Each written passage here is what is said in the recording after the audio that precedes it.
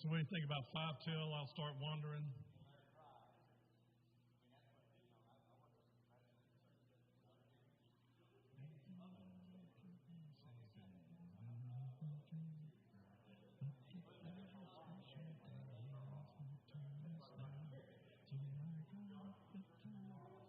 What's that?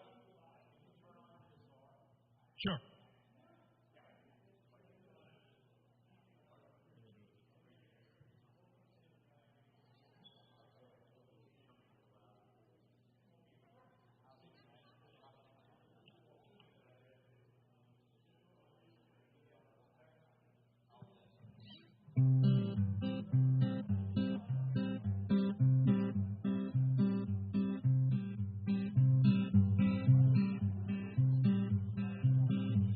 Every day you keep me safe and warm and loved in bed.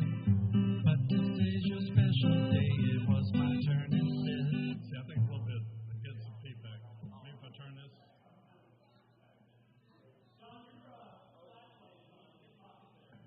Oh, that's not supposed to happen. Yeah, I'm trying to call attention to the wrong things.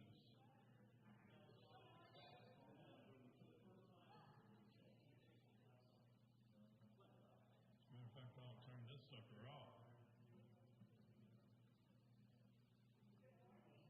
Good morning.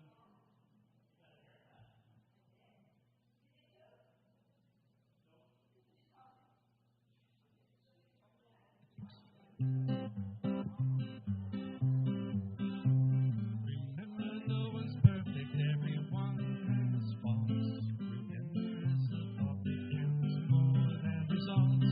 My heart was in the right place, even though I did it wrong. It was all to say on Mother's Day, my love for you is strong. Okay, mask. Where is my mask? I had a mask.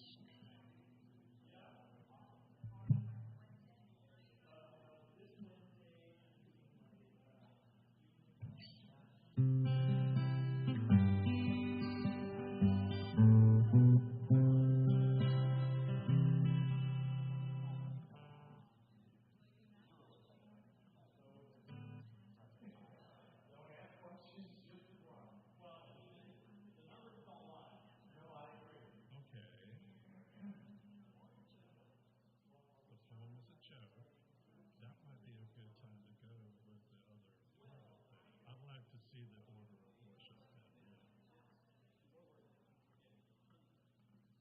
Okay, now guys, I am going to cut this off for a bit. Wait, yes, and just I'm sitting. It's time to start. Yes. What is it?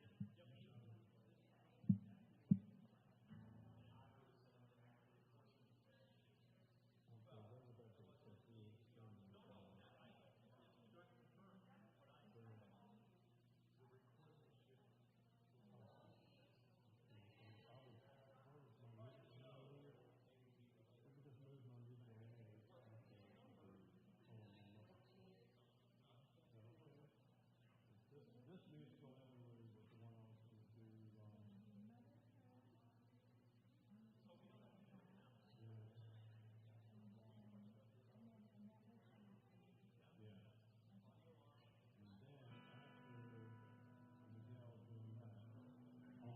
Is that the same thing, Miguel? Do you recognize the lyrics up in the singing? It's not, because the name of my I love it saying I love you in the song. We're not doing the same thing, are we? Yay. Funny little bit. Okay, so I'm after him, and then there'll be a benediction.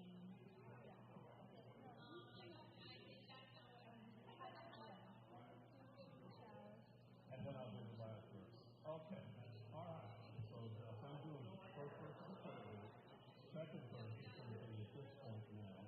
Third verse is the prayer we're supposed to. In between, I've got 2 songs that I can do.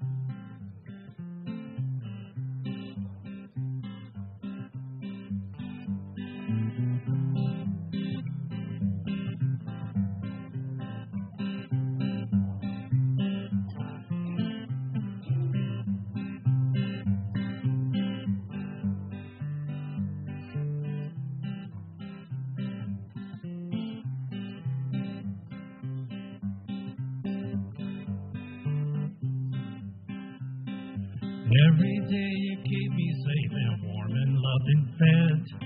But today's a special day, it was my turn to live. So I got up at 5, I've been working hard since then. Some things I didn't get quite right, next year I'll try again.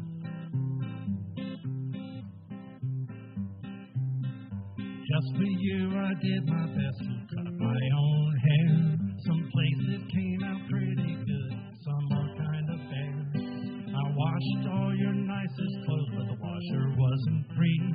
So I used the dishwasher, pretty smart of me.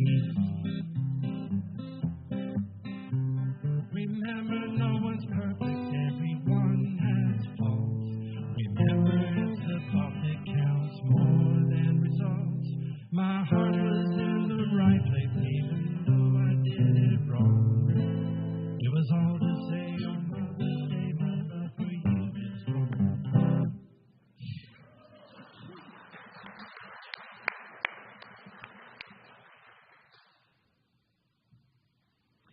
Good morning. My name is Shelley Negrani. I am a member of this congregation, and I have the honor of being your worship associate this morning. Welcome to Unitarian Universalist Metro Atlanta North, which we lovingly call UUMAN. Whoever you are, wherever you are from, wherever you are on your spiritual journey, whatever decisions you make about your reproductive life, you are welcome here. On behalf of all of the people who have put this service together, some of whom stepped in at the last minute, for which I am very grateful, I want to say I know it's a special day to come when the mothers here could be, hanging out in bed, being served by family. I'm just really glad to have other mothers in the house that I can share this space with.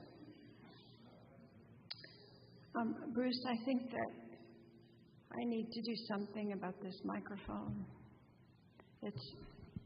Move it away, move it up. Back up? Okay. All right. Many of us come to UUMAN because here we have the opportunity to engage in an open-minded search for truth and for meaning in our lives, being mindful of the love we hold for one another and for the world in which we live. If you are visiting with us for the first time today and you're comfortable doing so, would you mind standing and letting us know who you are and where you're from? Do we have any visitors on my left this morning?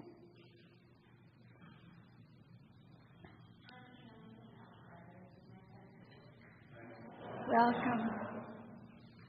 Okay. Do we have any visitors on my right? Well, I do believe that coffee was made this morning. Yay. So we will be having coffee and conversation after this service, and we invite you to join us so that we can get to know you a little better. Thank you. Thank you for being here. So today I made the decision that after, 4 years of being a worship associate, I would not come up here with a script. And now I've completely forgotten what I'm supposed to say. So I'm looking to Jennifer and Denise. Now, do I do announcements? Okay. We have no announcements this morning. And now I'm going to get my script for the rest of the service.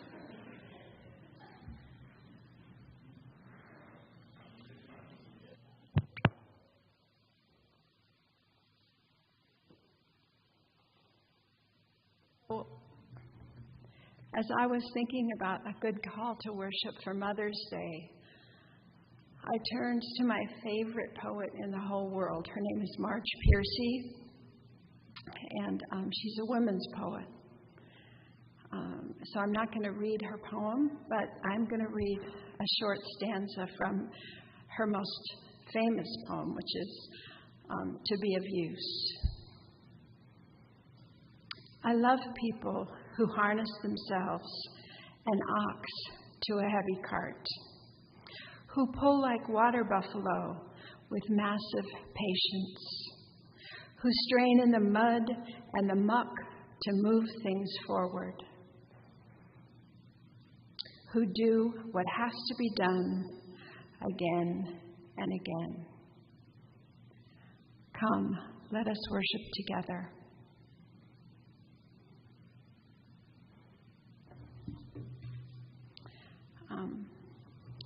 And Annette, would you light the chalice, please? We gather to connect with each other, to nurture our spirits. Together, we recommit to our mission to strive for justice and transform the world. Together, we face these difficult times, strengthened by the knowledge that we are not facing them alone.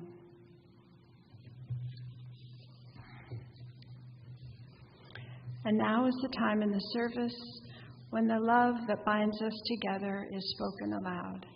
If you have a joy or a sorrow or a concern that you would like to share with the community, please come forward using that microphone, drop a pebble in the water, tell us your name, and share your joy or sorrow.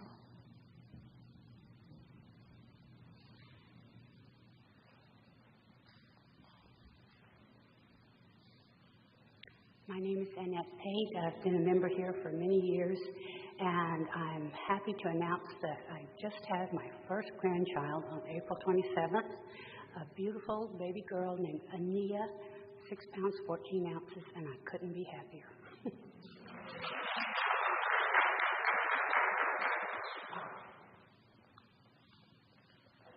So I'm Michelle Lieber-Gassell. And 26 years ago on Mother's Day, 1996, I was 37 years old. We joined UUMAN, and also Bruce and Patty Langston joined on the same Sunday. But I was in search of healing.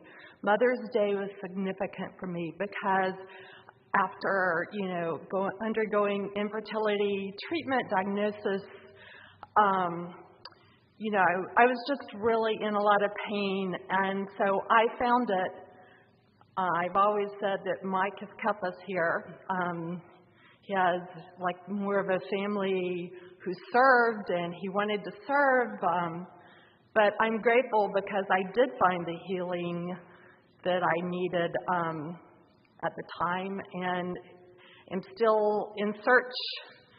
So it's here through the different members of this congregation. Thank you. Hello, my name is Andrew Solis.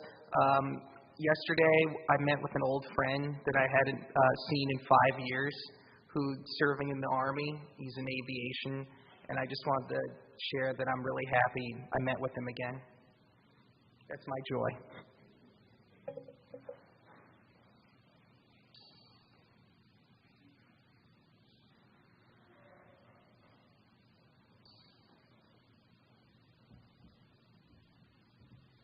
I drop the final pebble for those joys and sorrows still too tender to be spoken aloud. Let us hold one another in our hearts until we are together again.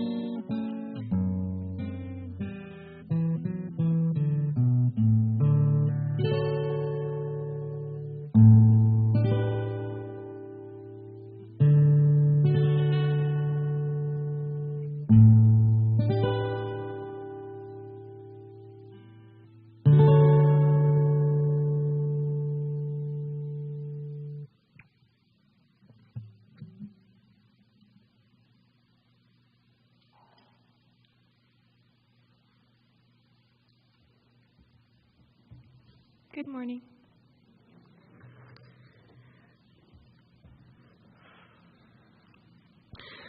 Sonnets are full of love, and this is my tomb. Sonnets are full of love, and this is my tomb. Has many sonnets, so here now shall be one sonnet more.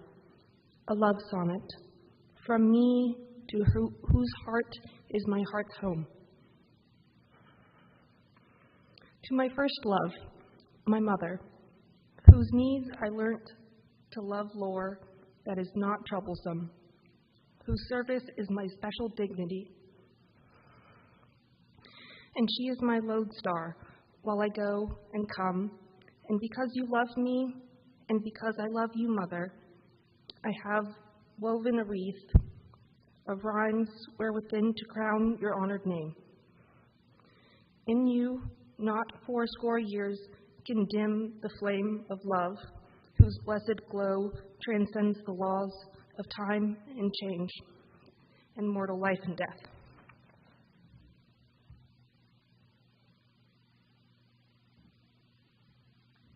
Thank you, Lexi, generously with her unbridled enthusiasm that we all know so well, agreed to read that poem that had been chosen by someone else to read. It was written in the 1600s and therefore difficult to read, so I really appreciate you stepping up and doing that. Thanks.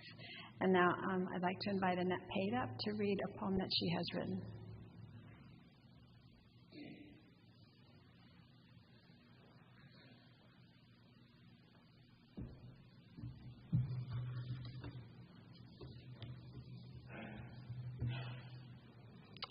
After the funeral, I walk into her room. The blinds are drawn. It's cold and still like dawn on a winter morning. The wheelchair, oxygen machine, walker, and hospital bed remain, but not the beautiful woman with silver hair, her body broken and fragile, but wearing pearls and a warm smile. Later we go through her treasures. Her material possessions were reduced to costume jewelry, a few gowns and dresses, and hundreds of cards and pictures from all of us stuffed into little boxes. In all the drawers and on the wall, she saved them all like cherished jewels. Near the end, she had lost her sight and could not walk, but she never complained. She found it difficult to keep up with our conversations and would say, "Y'all talk and I'll just listen."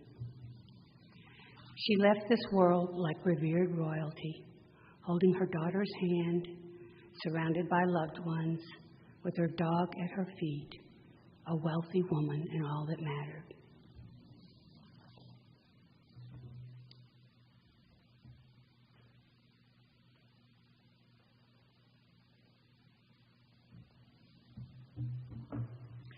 Nurture our spirit, strive for justice, transform the world.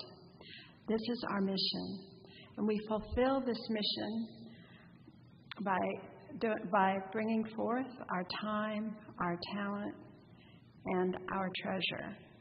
The offering will now be taken because individually and together we are Unitarian Universalists, building a world filled with peace and justice, love and joy.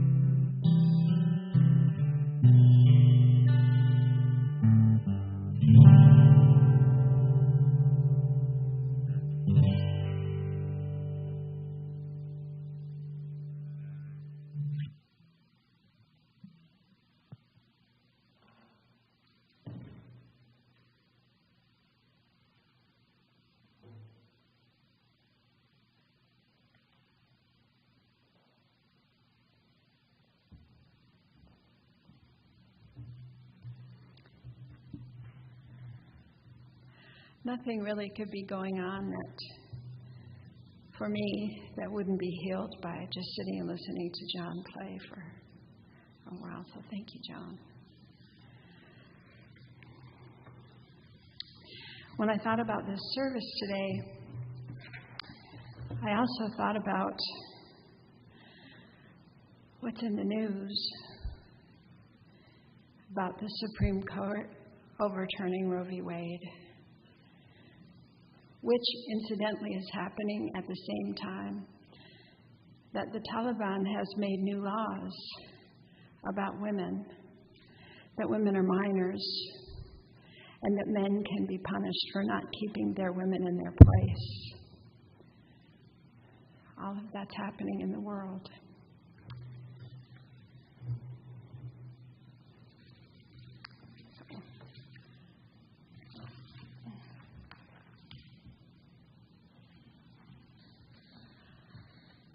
And I think about the men who, or the people, who talk about honoring their mothers on Mother's Day. Well, they're perfectly willing to attack women in this way and not make the connection that, their mother is also a woman. But motherhood is not just about one person having a baby. It's about having a mother, having a parent, nurturing in different ways, making different choices to have a baby, not have a baby. It's all in the Venn diagram of what is motherhood. So reproductive justice is particularly important to me on this day, although it's because of what it means for women and the right, or people with uteruses and the right to be free and independent. It's pretty devastating every day to think about what's going to happen when Roe v. Wade is overturned. So as I was feeling a little overwhelmed by all this, I turned to the UUA website, and our association is one of probably the leading voice among churches in this country for reproductive justice. And I was going to read part of it to myself and then write something, and instead I thought, you know what, this is who we are. What they're saying is who we are. So I'm going to read to you what is on the UUA website about reproductive justice. Yesterday, Politico published the draft decision by the Supreme Court of the United States in the Dobbs v. Jackson's Women Health Organization case, which appears to overturn Roe v. Wade, upending nearly 50 years of access to abortion. Below is a statement from Reverend Dr. Susan Frederick Gray, president of the Unitarian Universalist Association, regarding the release of the draft decision. First, it is important to note that this is a draft decision and therefore not final. As of today, it is still legal for women and pregnant people to have an abortion in the United States of America. But we are heartbroken and outraged that it appears the Supreme Court is poised to overturn nearly 5 decades of precedent to take rights away from pregnant people. And we greatly fear that this decision will justify efforts to further limit the rights of women and other vulnerable populations in this country. Furthermore, we know the most damaging impacts of overturning Roe will be felt by people of color, young people, poor and working class people, and those living in rural areas, all who even today do not have ready access to comprehensive and equitable reproductive care, including access to abortion. As Unitarian Universalists, we believe that all bodies are sacred. Every person has the right to determine if, when, and how they want to have children. As people of faith, this commitment is part of our sincerest religious values. Unitarian Universalism proclaims that all individuals and communities have the right to self-determination, safety, and the resources that are necessary for health and sustainability. As a faith tradition, we are committed to reproductive justice, which espouses the human right to have children, not to have children, to parent the children one has in healthy environments, and to safeguard bodily autonomy and to express one's sexuality freely. In 2015, we issued a statement of conscience embracing this framework, which was created by women of color in the 1990s. We remain dedicated to this work. Comprehensive reproductive care, including access to abortion, is essential to the health and well-being of women and pregnant people. We will continue to work with those most impacted by this harmful decision to fight for permanent state and federal legislation that codifies and enshrines the right to access abortion care. Our faith still urgently calls us to advocate on behalf of all people to be able to readily access safe, legal abortion care whenever and wherever they need it. We will not rest until that reality is true across the country.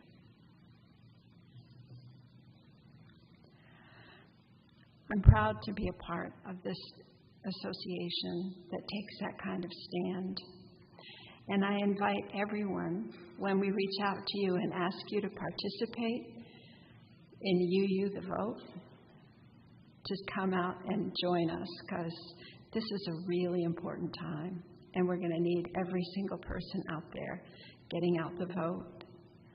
Thank you.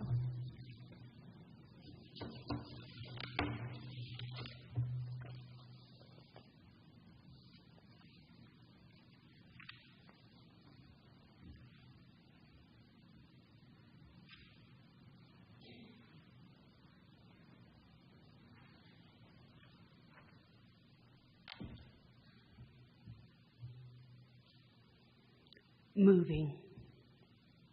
Reluctantly, she goes through another box of cards. She has saved every one we ever sent her. She fights throwing away a broken bowl, old magazines, articles she saved to share with her grandchildren from the children's page in the paper. She saved patterns for the dresses she made for us 50 years ago. She keeps maps from faraway places and one of a pair of Barbie shoes. Her organizational system is baffling.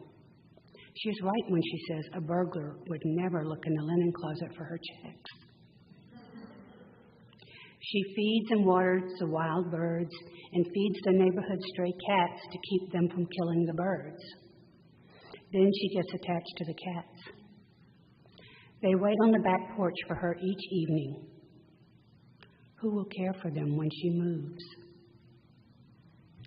She does not have a dog, but she keeps a tin of dog treats by the front door. Looking out the picture window one day, I see a large dog crossing the street. He looks old. He slowly makes his way to the porch and sits in front of the door. I say, "Mom, there's a big brown dog sitting out front." She says, "Oh, that's Rollo. He stops by every afternoon," as she reaches for a treat and opens the door.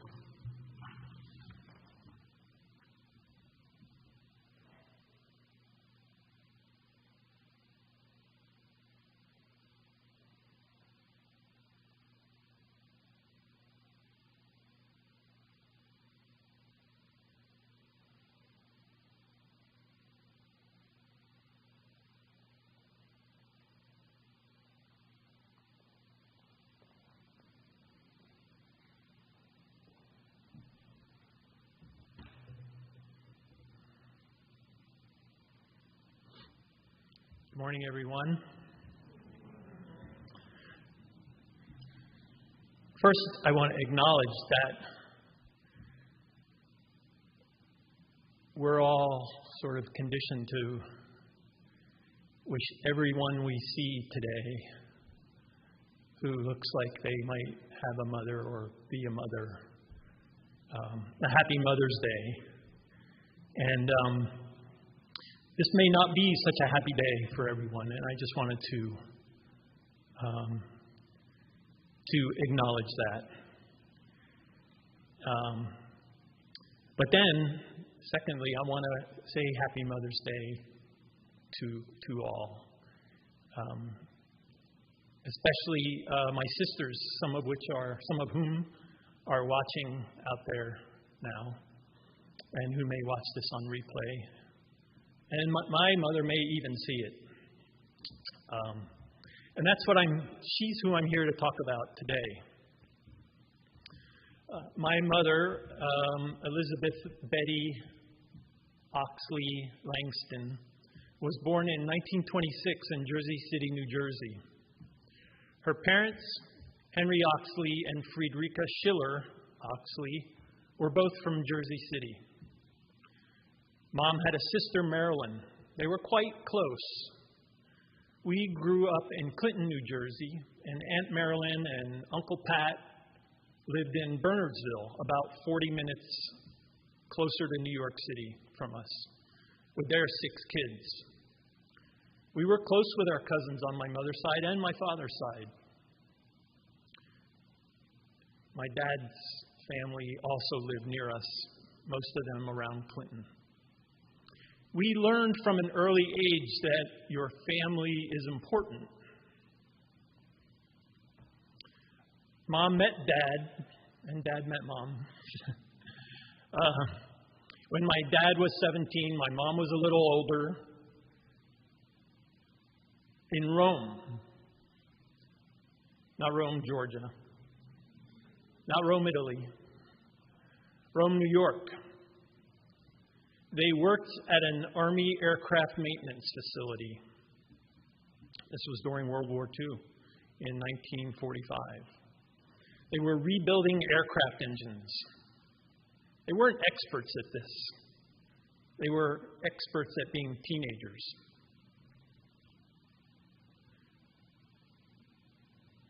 I think they were there only a few months in early 1945 and moved back to their respective hometowns, 37 miles apart in New Jersey. But the boy couldn't stay away, as the story goes. And he started traveling from his home to visit my mom on the weekends and whenever he could during the week, I think. They soon got married and lived in Clinton. Between 1946 and 1953, they had 6 daughters. 6 daughters in 7 years.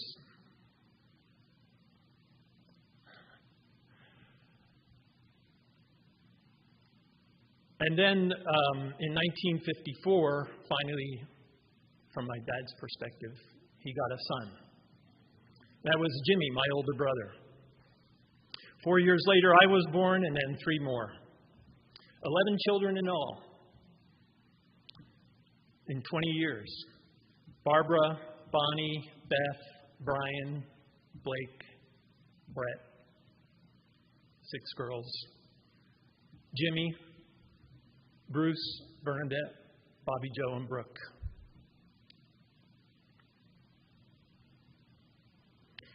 My mother is still alive at 95, living in Fort Myers, Florida, with 6 of our sisters and our brother, Bobby Joe, living nearby.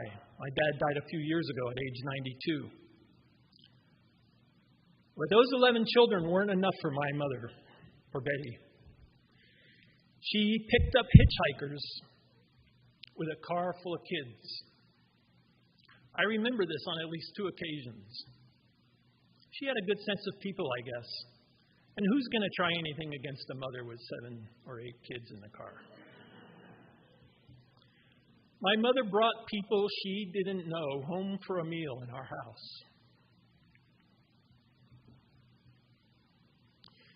There was a high school age boy from Germany who was a nephew of some acquaintance of my mother.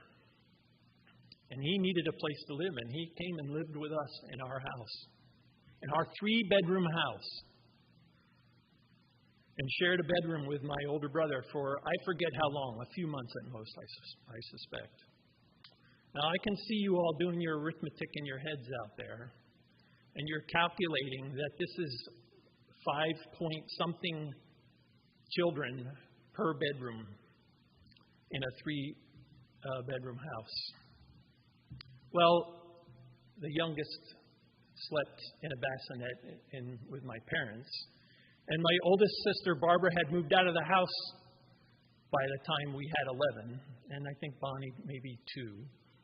But for a while, so my parents literally raised the roof in our attic, and we had what was essentially a dormitory there, and the 6 oldest girls slept up there together, and they had a half a bathroom too.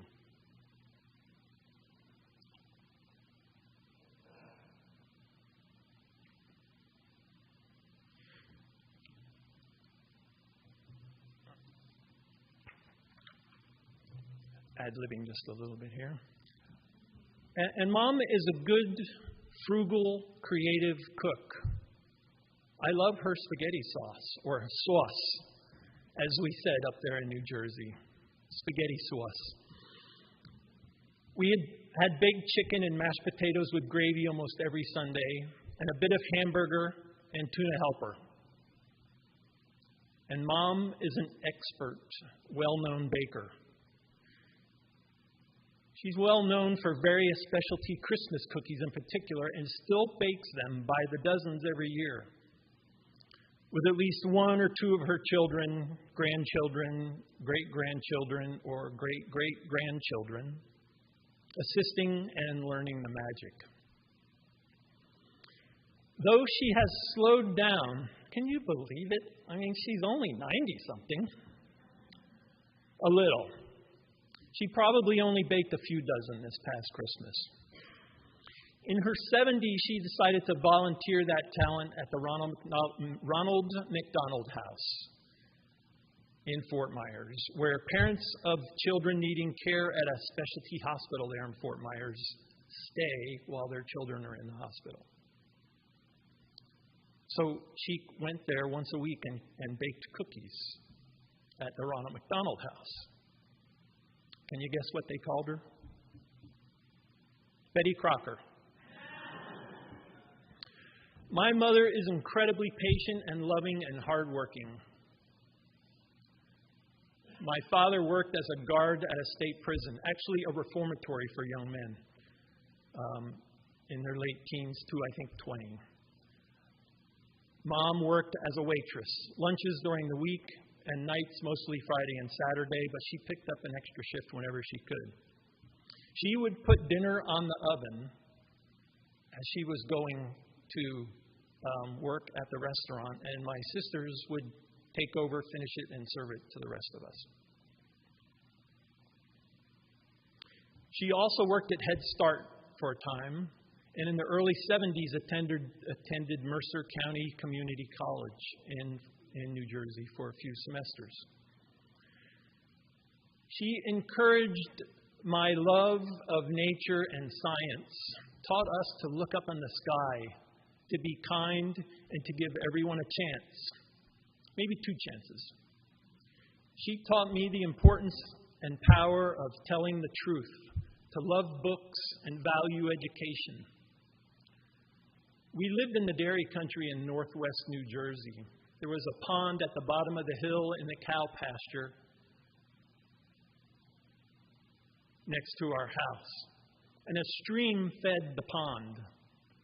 She taught us to turn over rocks in the stream, and I think metaphorically in life, and identify and appreciate wildlife, animals, bugs, fish, plants, flowers, and trees. And also, metaphorically, to identify other opportunities in life.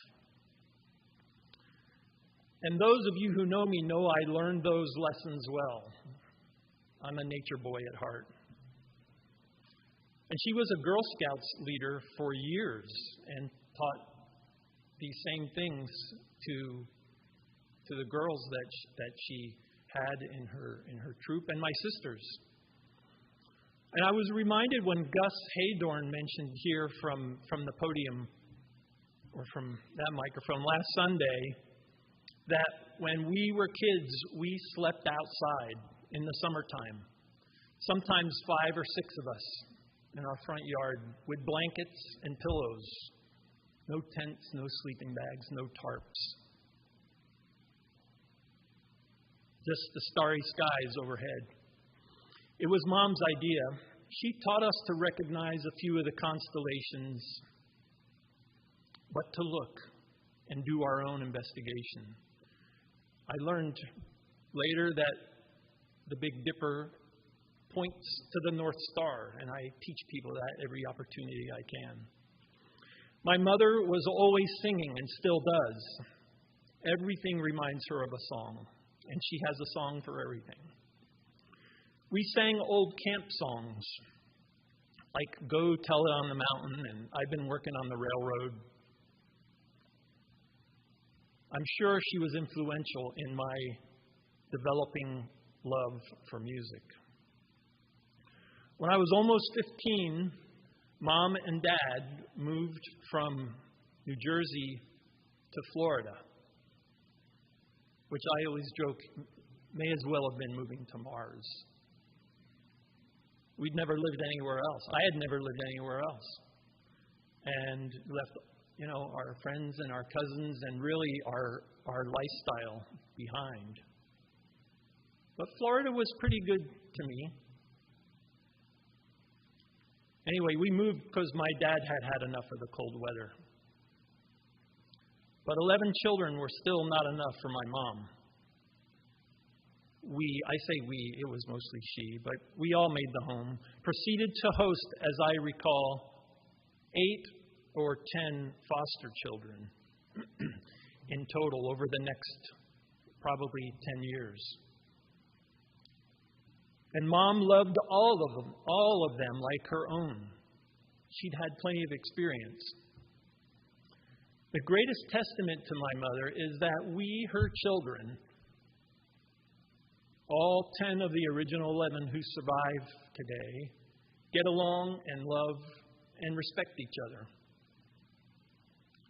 Another one is that occasionally we hear from or are visited by one or another of those foster children from almost 50 years ago. And they visited Mom, their mom. In fact, I recently saw a picture of one of the girls, a mature woman herself now, not a girl anymore, with 2 of my sisters. That picture taken only last month. So when I call Mom later today, as I always do on Sunday evening, I'll tell her about my week, including this testament. She doesn't hear so well, so I don't know if she'll be able to watch it and hear it herself. And she'll tell me about her week, and then we'll say goodbye and I love you, as we always do. So you may be wondering how many grandchildren, great-grandchildren, and great-great-grandchildren my mom has begotten. Well, 28 grandchildren, 31 great-grandchildren, and 4 great-great-grandchildren, by all accounts. That reminds me, Mom still sends birthday cards to everyone on that list. I don't know if the babies, the great-greats, get birthday cards yet, but they soon will. I could go on, but I think my time is up.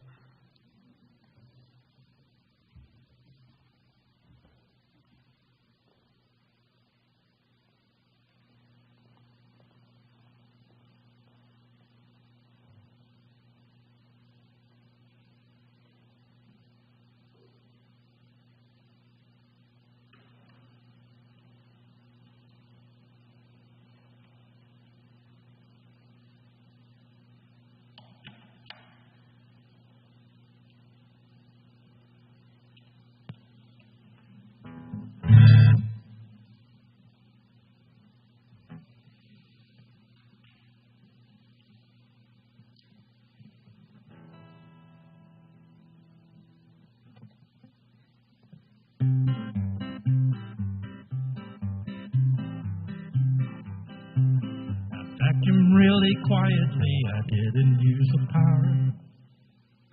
I cleaned your dirty iPad screen, I held it in the shower. I painted all the ceilings, it was easy with a mop. Now the carpet's painted to the cool rainbow drop. I answered all your work emails, but just leave me alone. And we gave a prince from Scandinavia a loan. I watered all the houseplants with the garden hose. I forgot to turn it off sometimes, that's how it goes. Now we're always perfect, everyone has faults. Remember, it's the thought that counts more than results. My heart was in the right place, even though I did it wrong. It was all to say, oh Mother's Day, my love for you is strong.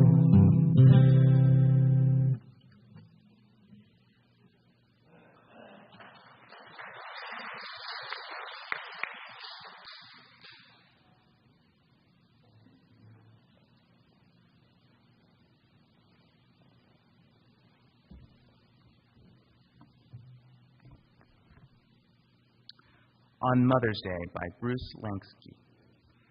On Mother's Day, it isn't smart to give your mom a broken heart. So here are things you shouldn't say to dear old mom on Mother's Day.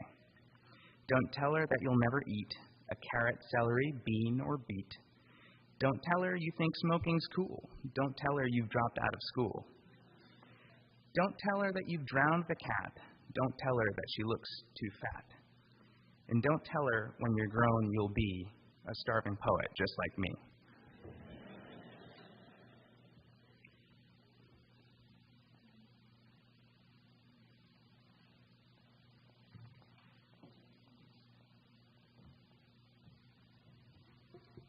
Will you extinguish the chalice?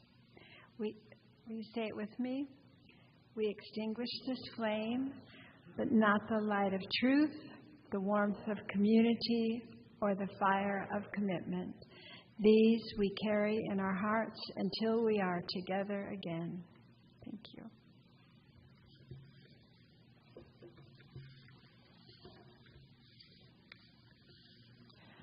To have children, to not have children, to nurture, feed, and care for others, to do what has to be done again and again. We honor all these aspects of motherhood. Go in peace. Enjoy your week. But stick around for the postlude because it's the end of the song.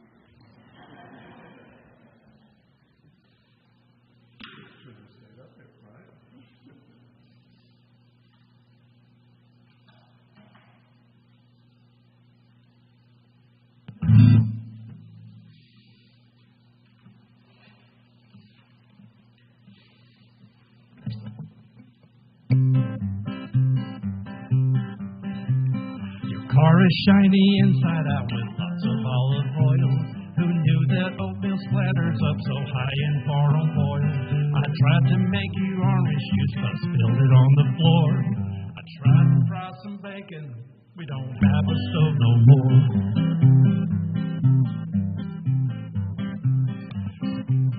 Since you cannot cook this week, I called the pizza place. I emptied out the fridge and freezer so there's enough space. They should be here anytime, 2 dozen pizza pies. I paid them with your credit card, I hope you are surprised.